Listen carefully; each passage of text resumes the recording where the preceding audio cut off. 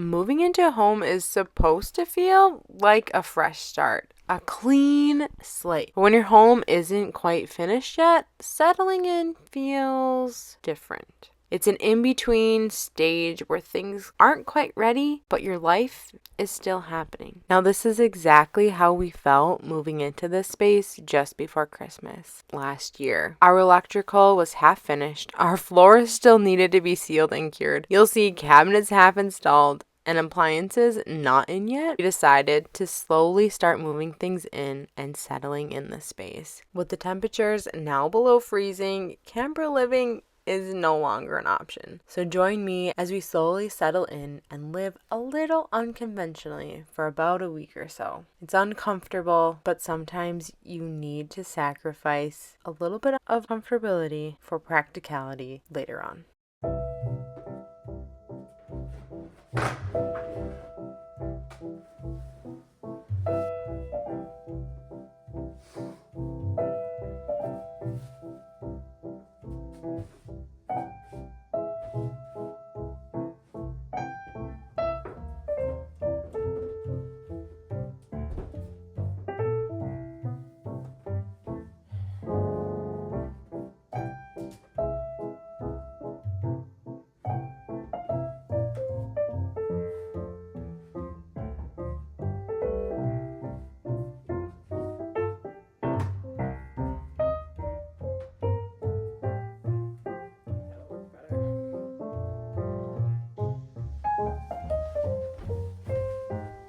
So right now I'm just kind of slowly moving things in. We're still waiting for this kitchen floor to cure. Still in the waiting phase, but it's so exciting to see your own stuff in your space once again. This is going to be like a multi-purpose room where we'll probably spend a lot of time because the kids will be in here. Since there's only one true bedroom, we didn't want to make this into its own bedroom because we felt like it could function like as your living room space. It'll be an interesting space. It'll be like a toy room slash bedroom slash living room, so it'll just function how I think it would function anyway. Working on getting the space organized, this is where I just thrive. Like putting things away, I love it. I just love being able to just thoughtfully think through like the function of the space, what it's going to actually do for us, what's going to be the best decision for us. So I'm just toying with this closet right now because my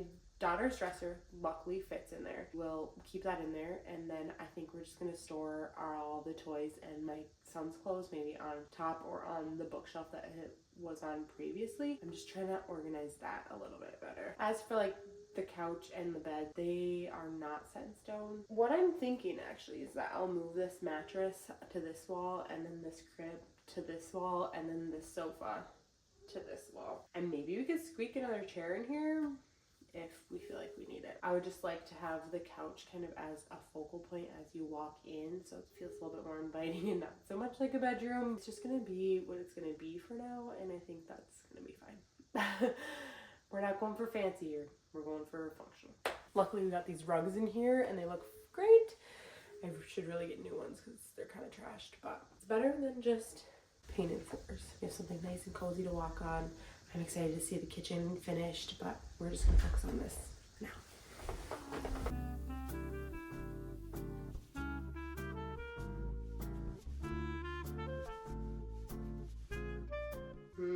Yeah, I think that's gonna be better. Except my husband still needs to put outlets in here, so I think I'm gonna pause this reorganization until he does that.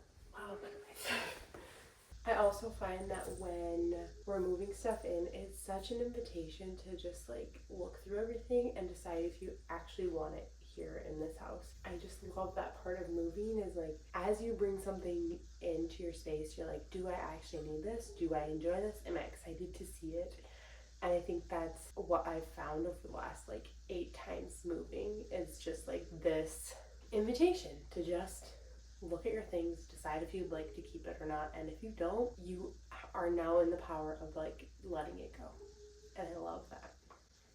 Now you'll see this space slowly come together. Like, we have appliances, our table is getting put together and installed. And I know that our world is really filled with these beautiful moments, but at times it's messy and imperfect. And rather than feeling defeated in these moments, tired of the mess, the stress, the unsettled feeling, I really tried to do one small thing every day to make our home feel a little bit more settled. Was it ideal? No, but we lived through it. And I hope to encourage you that you can live uncomfortably for a time and still find something to be grateful for. I want to encourage you to embrace those challenges rather than complain about them, because it's so easy to be in that woe is me type of mentality rather than take responsibility for your actions and ultimately your mindset in your situation. What is in my control is making this space feel 1% better and 1% complete. I hope that you find ways to make it feel 1% better, because real life is not an Instagram reel. It's not Pinterest perfection. It's messy and it's not easy all the time. I don't ever want to come on here and pretend that this was an easy process. There were moments where I felt that stress, where I felt that uneasiness, where I felt unsettled. I can tell you I felt so much gratitude as I saw these countertops finally getting installed, the sink finally getting installed. It really came down to just a simple joy of having a working sink again. I missed being able to wash the dishes. I missed being able to serve my family in a much better way, because I could do all the meal prep things that I had been doing. I could do all of the cooking and cleaning and make our home feel clean and cared for.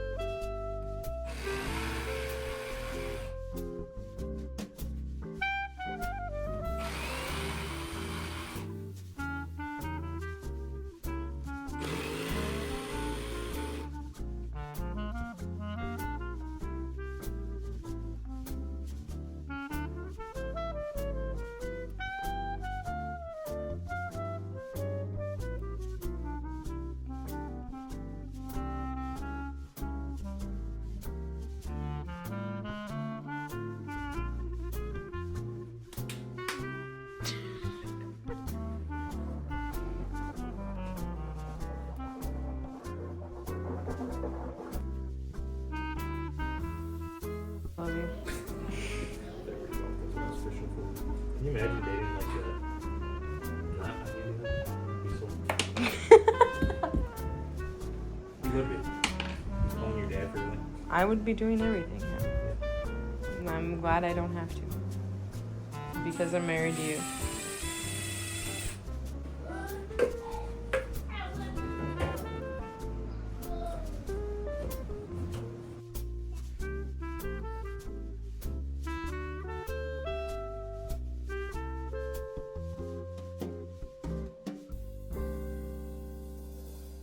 After not having a sink for so long, I finally get to do dishes, and they've been piling up, and I'm so excited. I actually have a sink now and a faucet and running water, and hot water. I'm so grateful. This process has taught me so much about being grateful for the things that I have, and I'm just so excited to do the dishes. I've talked about rhythms and rituals that I have slowly implemented into my life. And really, what I have done with the dishes is I make a ritual out of it. I light a candle, I settle in, and I just be in the moment washing the dishes. Rarely do I have a podcast going on. Occasionally, I will put a TV show going. The only one I currently watch right now is Survivor, but I feel that there is a presence and a peace when I bring an intentionality to a chore that sometimes feels overwhelming, kind of annoying, but I don't have any other option. So for me, something that I need to do is I need to create a ritual or a rhythm around this chore to make it feel savory and lovely and edifying, because there are dishes to be done all the time. And if it's something that I think that is a chore or something that I have to do and not something that I get to do, that little perspective shift, that little mindset shift of making it something that's a little bit more romanticized or a little bit more sacred, I find that I approach it with a joyful heart, with a grateful heart, with a servant heart. Doing dishes is not a glamorous thing, but they still need to get done. And I truly am so grateful that I do have a functioning sink once again, and that I am able to serve my family better and in a way that they deserve to be served. Oftentimes, my children are asking to join me at the sink, and every single time I say yes, because I'd rather them join me than feel like they can't come up to me when this is happening. Rather than pushing them away, I want to pull them into my life and into the process of doing dishes. They need to see that our home is not always just magically put back together. They need to see the work that it takes and the time that it takes to reset a home and to maintain it. I wholeheartedly believe that our children are more capable than we often give them credit for, and I always try to build that confidence in everyday tasks and everyday chores. Because dishes are something that they will always have to do throughout their whole life. And rather than me complaining about it or feeling stressed about it, I'd rather them be invited into their ritual, into the sacred time of doing the dishes with mom.